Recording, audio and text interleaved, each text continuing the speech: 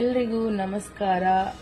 ಕೆಲವೊಂದು ಅಂತಾರೆ ಕೆಲವೊಂದು ಟೈಮ್ನಾಗ ಕೆಲವೊಂದು ಮೆಣಸಿನ ಮಾತಾಡ್ಬೇಕು ಅನಿಸ್ತದಲ್ಲ, ಸೊ ಅದಕ್ಕೋಸ್ಕರ ನಿಮ್ ಜೊತೆ ಮಾತಾಡ್ಬೇಕಂತ ಅಲ್ಲತ್ತೀನಿ. ಏನಂದ್ರೆ ನೋಡಿ, ಬಹಳಷ್ಟು ಸಲ ನಾವು ಯೋಚನೆ ಮಾಡ್ತೀವಿ, ಯಾರಿಗೆ ಅಲ್ರಿ ಫ್ರೆಂಡ್ಸ್, ನಾವು ಅತಿಯಾಗಿ ಹಚ್ಕೋತೀವಿ, ಅತಿಯಾಗಿ ಪ್ರೀತಿ ಮಾಡ್ತೀವಿ. ಅವ್ರು ನಮಗ ಬಾರ್ ಧೋಖಾ ಕೊಡ್ತಾರ, ಬಾರ್ ಮೋಸ ಮಾಡ್ತಾರ, ಬಾರ್ ಸುಳ್ಳು ಹೇಳ್ತಾರ. ತೋ ಮನುಷ್ಯ ಅವಾಗ ಭಾಳ ಏನಂತಾರ, ಮನ್ಸಿಗೆ ನೋವು ಮಾಡ್ಕೊಂಡು ಡಿಪ್ರೆಷನ್ದಾಗ ಹೋಗೋದು, ಹೆಲ್ತ್ ಇಶ್ಯೂ ಆಗೋದು, ತೋ ಏನಂತ ಥಾಟ್ಸ್ ಎಲ್ಲ ಭಾಳ ಬೇರೆ ಬೇರೆ ಬರ್ತಾವ. ಹೋದಲ್ರಿ, ಮನುಷ್ಯ ಇದ್ರೂ ಸತ್ತಂಗ ಅಂತಾರಲ್ರಿ. ಸೊ ಕೆಲವೊಂದ್ ಸಲ ಹಂಗ ಅನಿಸ್ತದ.